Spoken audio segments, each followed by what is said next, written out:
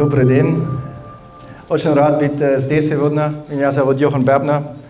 Я управляющий партнер компании McKinsey здесь в Казахстане. Сегодня I will switch to English because I was told that I should do the presentation in English. So I hope that's fine with you. So today I will talk about future of work in a digital era. Actually, it's very, very kind of relevant. I mean, the world is changing, and I will talk shortly about the global trends, but then also about Kazakhstan, what we believe will happen in Kazakhstan to the labor market, and then some personal recommendations, some thoughts for you to consider going forward in your career. First, a small movie. Knight Rider.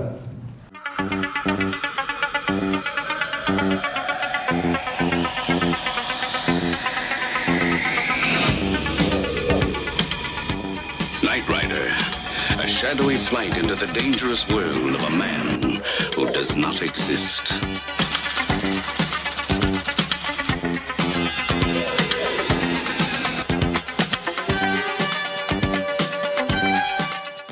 This was a TV series in the 80s when I was a young boy. It was with David Hasselhoff. David Hasselhoff is an actor from the US. And the main purpose of this series and the main actor was actually the car that you see. And it was like a self-driving car.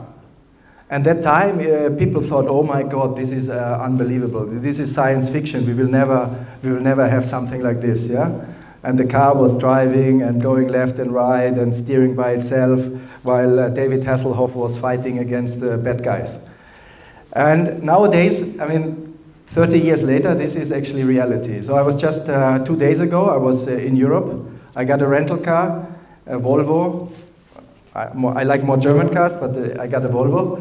Anyway, and so I sit in the car, and the car actually had automatic driving. So I could put the navigation system, I could put lane control, distance control, and then the car would go by itself. So 30 years later, actually, it's reality. So actually that shows just how quick the world is changing and how important this digitization is. So when we look, what we are seeing actually as if we look over the last decades, many things changed. Yeah? There were many kind of automation trends. So there were many trends, and I think the real revolution started beginning of the 2000s with internet, Facebook, social media, mobile telephone, and also then later on advanced analytics. So all this actually accelerated. And if I myself think back when I was in your age, I didn't know what a mobile phone is. So this was just 20 years ago. I didn't have a mobile phone. There was no Facebook. So everything actually changed very fast. But if we look only these technologies together, when actually those technologies are used together, they're actually huge synergies and huge effects.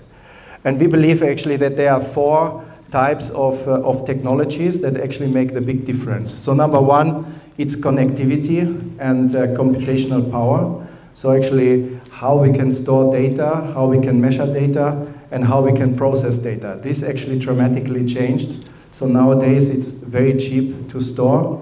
The computers are getting more and more powerful, and if you look at yourself, you have variables, you have your telephones, you have sensors everywhere, everything gets measured. The second is analytics. So nowadays we have actually algorithms that can very quickly process information and actually make decisions and help in the decision making. Thirdly, automation, robotization. So we have the ability to robotize and automate many physical processes, and robots are getting cheaper and cheaper. So nowadays, if you think robots you can buy for a couple of $1,000s, and they get implemented very quickly and can replace people actually very easily. And then mobile technology, I think you all know, you were all your personal identity and everything in your mobile phone. Without your mobile phone, you hardly can exist. And that actually is reflected in capital markets.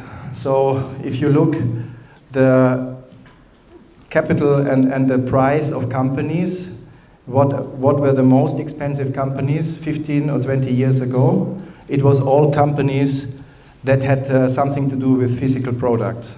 It was oil companies, it was hardware producers, it was pharmaceutical companies. So the top 5 you actually can see. There's only one digital company, it was Microsoft. And nowadays, the largest and most expensive companies are all digital companies. Actually, it shows the importance of digitization, and it shows also the expectations that capital markets have when it comes to the future and the expectations about digital trends. And then we thought as McKinsey, we actually thought, okay, we see this trend, but what does it mean actually for people? What does it mean for the labor market? What will be actually the conclusion for all of us in the future going forward? And what we did, we actually analyzed 800 jobs, 800 different types of occupations, and we analyzed 2,000 activities. So for example, what you can see here is a retail salesperson, and the retail salesperson has to do different types of jobs. They have to basically greet a customer, they have to clean up the area, they have to put products into the shelf, and so on. And then we analyzed what kind of capabilities are required for those people. So if you are like greeting a customer, you need to actually recognize the customer, you need to shake hands, you need to talk. And then we analyzed actually which of those activities can be automated. Which of those kind of actions we can nowadays already with digital technology automate and replace people. And we did that for many, many countries.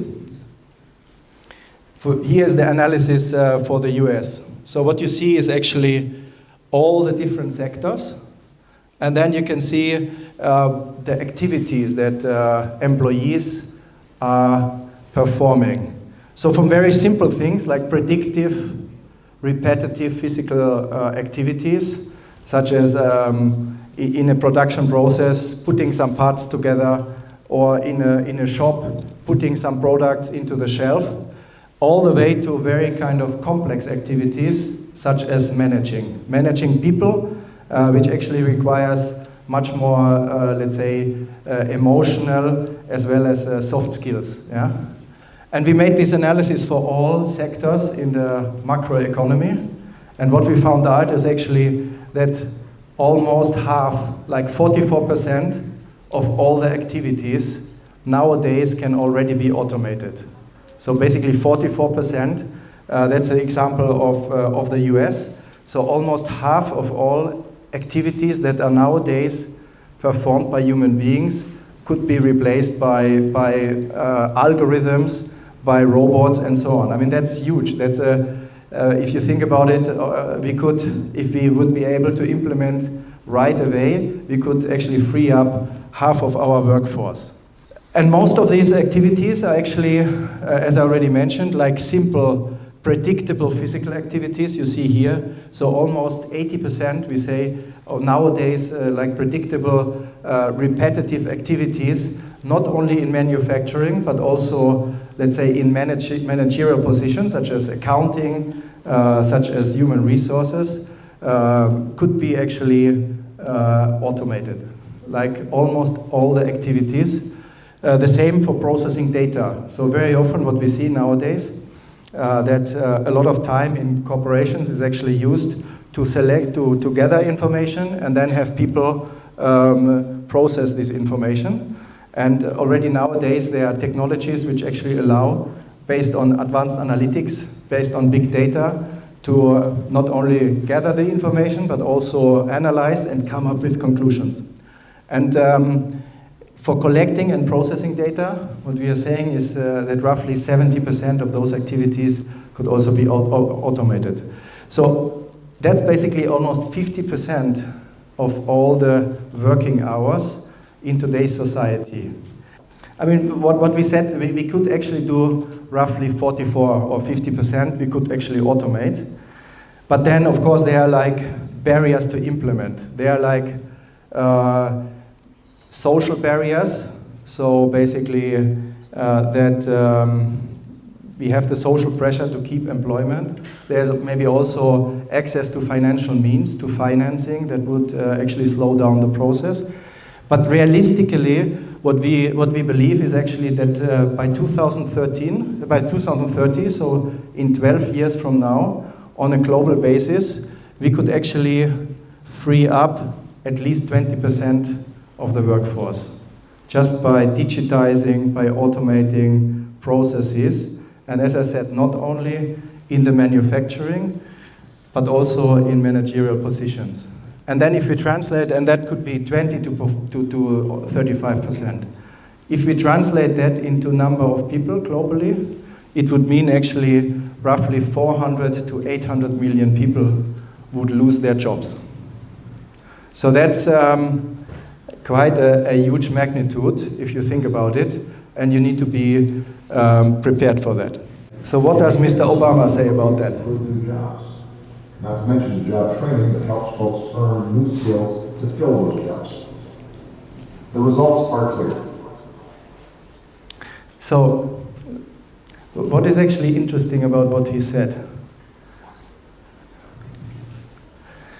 You know what is interesting? That you see here 4 times Mr. Obama, and he tells 4 times the same story. And if you look very carefully, it's actually not him telling it. It's actually an algorithm who was simulating his face and simulating his speech. So nowadays it shows that you have already the capability to simulate people in such a natural way that you almost don't recognize it. Only if you would right now very carefully look, you would actually see that his lip movement is not fully synchronized with what he is saying. But actually, what does it tell? Number one, I would say it's quite dangerous because you see something on TV, you think it's the real person, but in the end it's just made up. It's fake news, you know, this very prominent term that is used nowadays everywhere in the press. But then on the other hand, I think it's an enormous opportunity to automate jobs. Because if you think about if you are now going to an online bank or an online sales platform, you could actually be served by this kind of simulator, and you don't even recognize that this is not a real person, that it's just a robot that is talking to you. Yeah? So it's an enormous potential, and if you nowadays read certain press releases, for example, from Reuters, Bloomberg, partially they are already written by robots. So you read the press release, it's no longer written by a journalist. Partially they are automatically produced based on data sources that are fed into certain algorithms. So it's an enormous, already today, enormous, let's say, shift towards robots and automation. And then if we look, what does it mean actually for different types of sectors? The number of people that actually will be freed up in different sectors is enormous. So in manufacturing, we believe that in the next 12 years, almost 100 million people around the globe might be replaced by automation. Also agriculture, I think that's very important also for Kazakhstan, and we will get to that point. So it will be roughly 75 million. And here you would say, and then you would say, yeah, that's clear. I mean, okay, that we saw already in the 70s and 80s, yeah? But then you go further down the list, and you think, oh my God, educational services, 20 million. Financial services, 12 million. So, you know, it goes through all the sectors, even the service sectors. And just to give you one example, like how close this comes. I just told in the beginning that I'm working with McKinsey, but before that, I worked for 3 years with Sberbank in Russia. I actually was responsible for developing the strategy and the organization. And in Sberbank in Russia, actually that time, it was 3 years ago, there were like roughly 7,000 lawyers. 7,000 lawyers that on a daily basis filled in forms to claim back money from people that would not pay their credits. So they would sit every day, fill in the forms to file in the court. And then, we reviewed. We found out that actually this is very repetitive, and you can just put robots. And within 2 years, actually there were 5,000 less lawyers. And there were maybe roughly 1,000 robots. So 1,000 robots, one robot roughly $15,000. So, and they would just replace these lawyers. They would work 24 hours. They would not have a lunch break. They would not go for a smoke. They would not make mistakes. And so this is how quick it can go and how fast actually it can change a situation. And I would say also this is how relevant it is even for CIS market. Yeah? So it's not something which happens only in the US or in Europe. It also happens in this region. So I think it's a very, very relevant trend that also you should consider going forward. And that's just an example. I mean, in our analysis, we also looked then in each of those sectors, what are certain jobs, like on a very granular level, very granular professions that in the future will actually almost be distinct. So here you see in agriculture, like packagers or like people that will plant plants or that pick fruits, they will no longer exist going forward. Also, if you think about it, there is some forecast in the US. In the US, actually truckers, like the people who drive trucks, it's a very, very important profession because it's a huge country. There's a large logistics industry, and nowadays roughly 500,000 people drive trucks. And many people actually say that this will be the last generation of truckers. And what does it mean in terms of skills? And I will talk about it a little bit later. It means actually that some of the skills and some of the things that you should pay attention to during your university years, but also afterwards, are getting increasingly more important. There are some meta skills, I will talk about that, more how you organize your life. There are some soft skills which become increasingly important because interactions, design, arts become much more relevant in our jobs because they cannot be replaced by machines. And then there are also certain technical skills. But everything that is related to data processing, data gathering, everything that is repetitive, physical work, that's actually no longer relevant. But I will talk about that in more detail a little bit later. There will be new jobs. I mean, so far I talked a lot about the downsides, but I think there are also some opportunities. So there will be a lot of new professions which so far did not exist. And they will be actually in the area of how we are programming and how we are setting up this automation. So you need people actually that design robots, that develop algorithms, that can check the conclusions. There will be also people that are building the interface between people, between human beings, and the automation. So, and then what we see actually, whole industries will change. So here is just how the mining industry right now looks like. So there's a little pointer. So you see you have the control center, then you have some operators, you have the trucks, you have the shovels, everywhere there are people right now. So it's a very, let's say, operations and worker-heavy industry. And Actually, if you nowadays look, around 80% of the people in a mining company, they all work in operations. What we believe in the future actually, there will be no people anymore in the operations. We see that actually already today.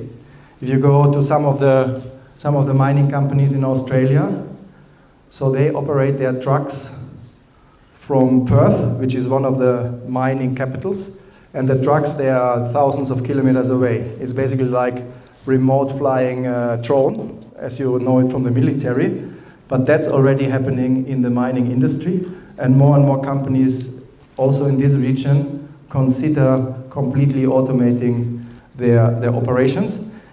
And that has actually several effects. Again, it becomes much more cost efficient. It becomes much more safe. We all know mining industry is an industry which is quite dangerous. There's a lot of accidents and even fatal accidents. You have actually completely different type of employees. You will have data analysts, data scientists, automation specialists. So some professions in the mining industry that historically did not exist. And that's actually quite a shift also for the mining industry. It actually means that all of a sudden mining companies, they are no longer looking for physical workers, but they're looking for highly educated professionals that would otherwise maybe go into internet companies or, I don't know, like software companies, and all of a sudden the mining company is also in need of such people. So then, what does it mean on a macro level? Again, coming back more from individual industries to some of the macro implications. Actually, it means that hundreds of millions of people need to think about re-education. And that's happening in the advanced economies, but also in developing economies. So what we actually believe that out of those 400 million that I just mentioned, employees that are in danger to lose their jobs, around 300 million need to be educated. Some people will go to pension, of course, they will be in an age where it doesn't make any more sense to think about another career.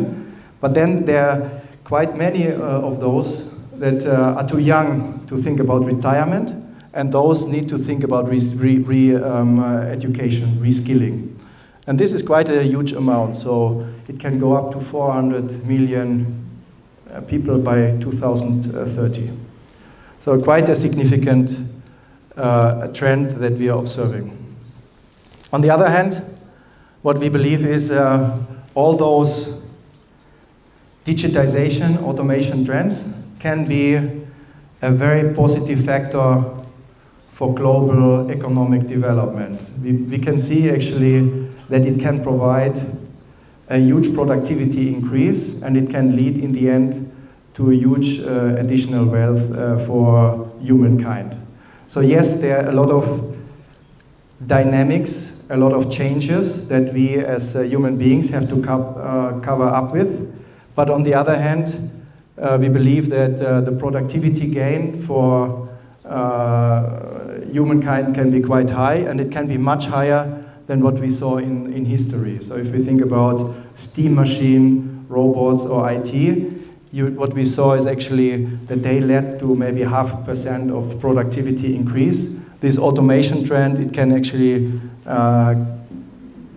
bring like up to 2% productivity increase. So quite something interesting and relevant. But then also what we have to admit that these kind of trends of shifts in the structure of employment, we actually saw all the time in history. Maybe this is now accelerating, but historically we saw similar trends.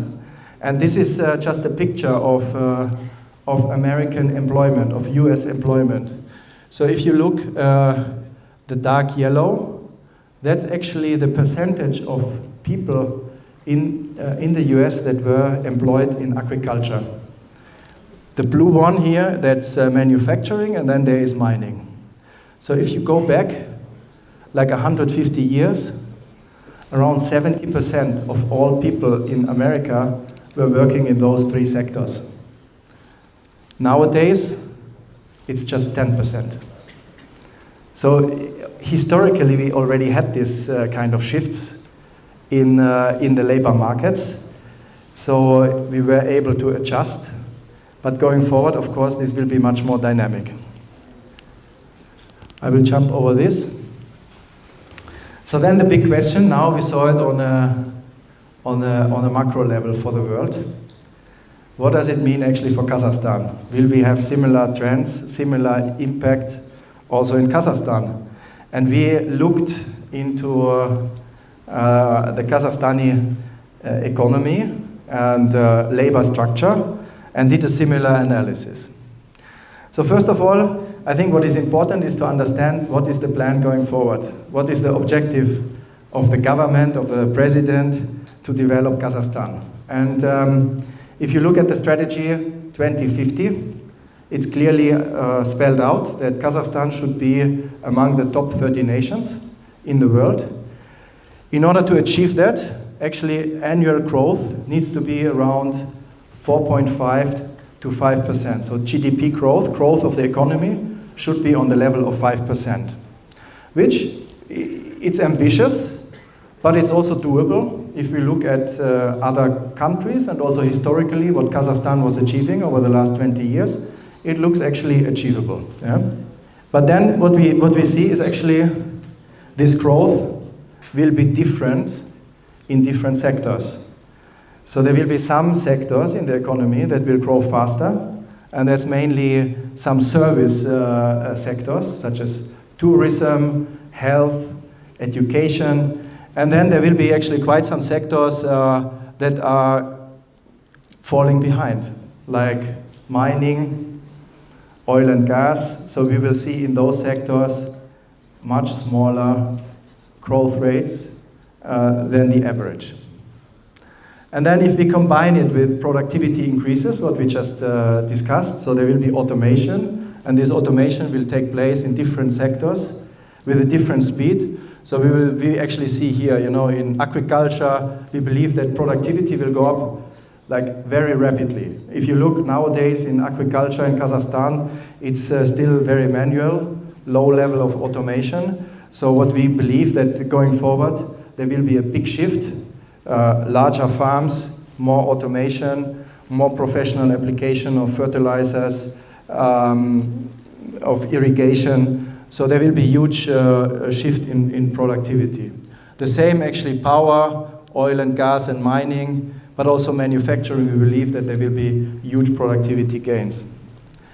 And what does it mean then for the workforce? And here I have a question to you. So what is your assessment if we see these trends by 2030?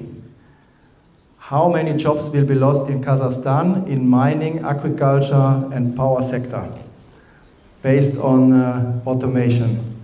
And there is like 200 to 300,000, 500 to 600,000, or 800 to 900,000.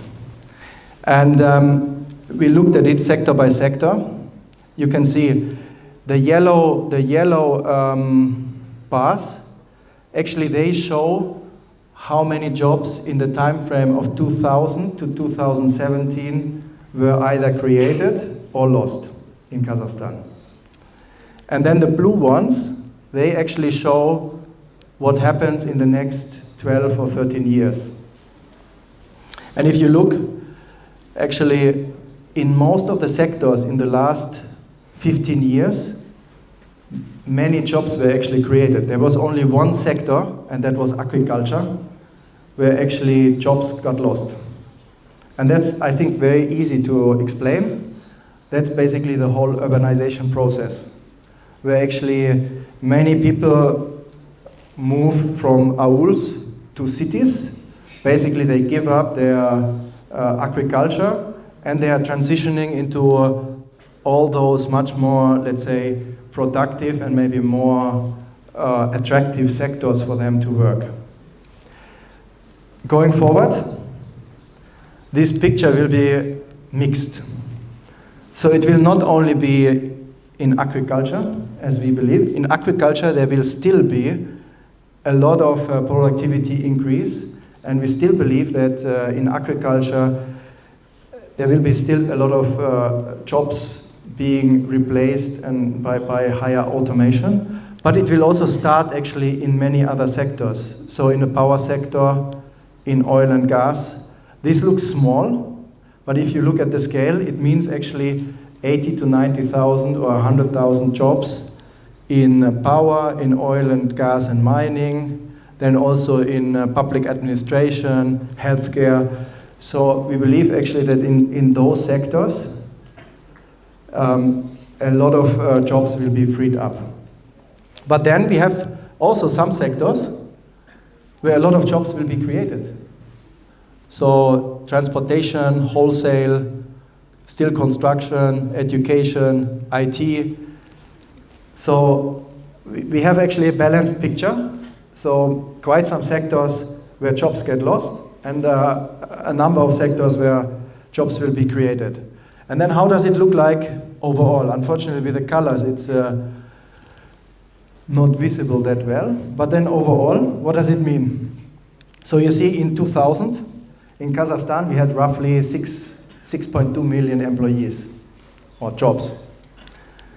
In the time frame from 2000 to 2017, roughly 600,000 jobs were lost, but at the same time, 3 million jobs were created. And now we have roughly 8.5 million jobs. So a huge growth, a huge economic development. But then how does it look like in the next 12 or 13 years? Actually, it's much more challenging situation. So you can see through all those trends, we believe that 900,000 jobs will be reduced. And then yes, on the positive side, there will be 1.4 million new jobs, which is great, yeah? So overall, again, there will be growth, 500,000 new jobs, which is, I think, also a positive message, but it's completely different to the history, because almost everyone who loses a job needs to go into a new job, which means that there needs to be much more reskilling. And here it is shown. So in 2017, if we look at the structure of the workforce in Kazakhstan, so around 80% of the workforce is in the range of 15 to 50 years. So actually quite young. And then all those people are still employed in the next 13 years. So this will actually mean that many of those, so these 900,000 jobs that will be lost, it's not only pensioners. It's actually also active workforce. And then we have quite many new people coming into the labor market, and also they need to think what kind of jobs, what kind of skills I need to bring in order to be relevant for the labor market. So what does it mean actually? How can we solve this? And actually we believe that it is not only a question of the government. So we could easily say, yeah, you know, we have the government, we have the president, we have a lot of oil and taxes, and all this can actually be resolved centrally. Actually, it's not what we see in other countries.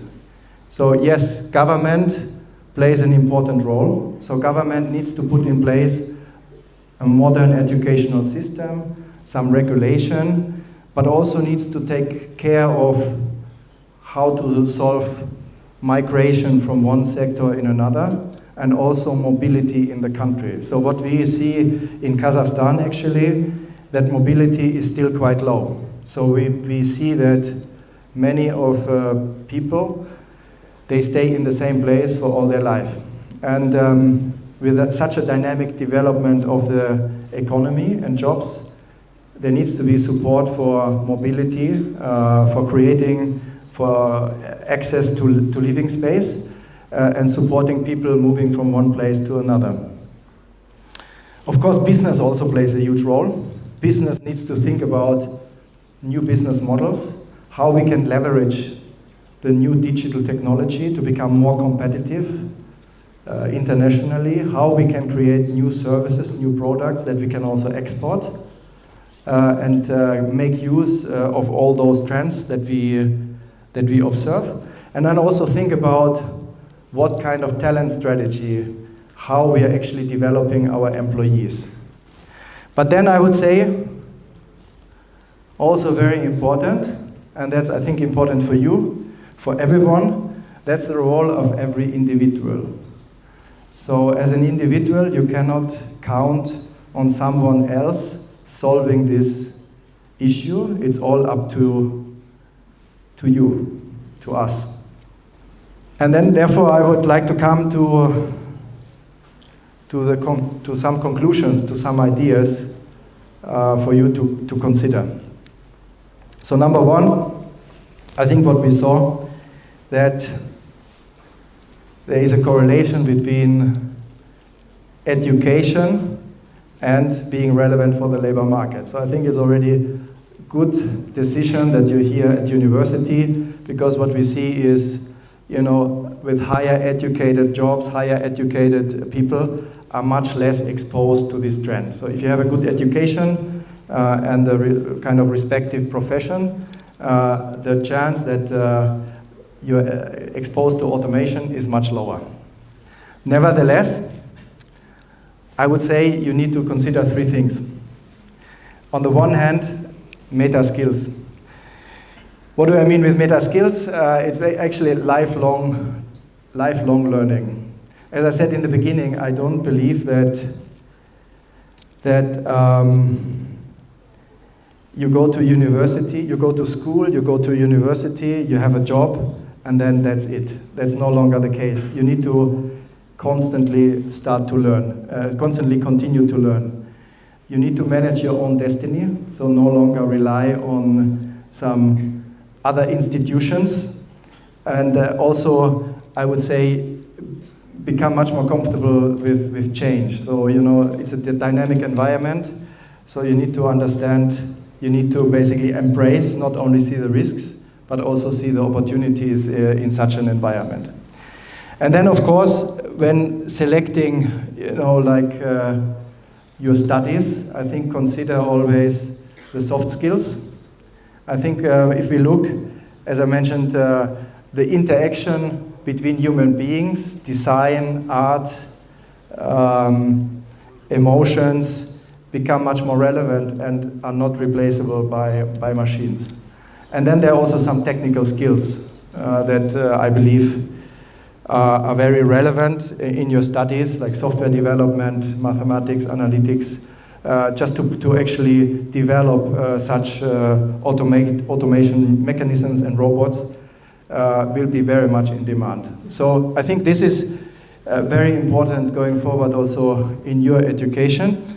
And then a couple of questions that and recommendations when it comes to these meta skills. I think what is important for everyone is to always think about what are the global trends. So when I was a student, unfortunately, I was very much focused on my university. So I was going every morning to the lectures, coming back in the evening, doing my homework, the next day the same, then doing my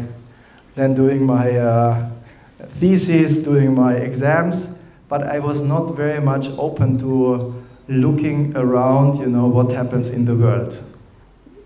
In my case, or in our company, this is always a discussion, you know. So let's imagine I work with, let's say, 3 large clients, with 3 large corporations.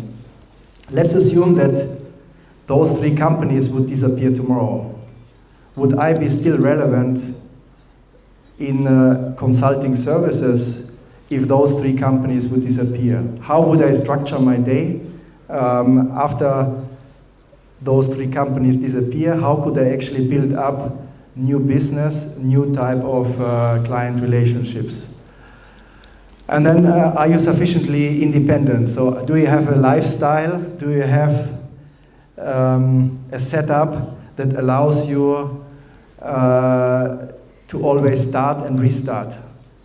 And here, I mean, I think what is important to have solid finances so that you're never dependent on, I don't know, some debt, that you're sufficiently mobile, that you can move quickly, that you can seek new opportunities, and are quite flexible. I'm very happy to answer any questions if you have questions. Happy to be around and answer to any type of questions, not only related to this presentation, but also to other topics. Thank you very much.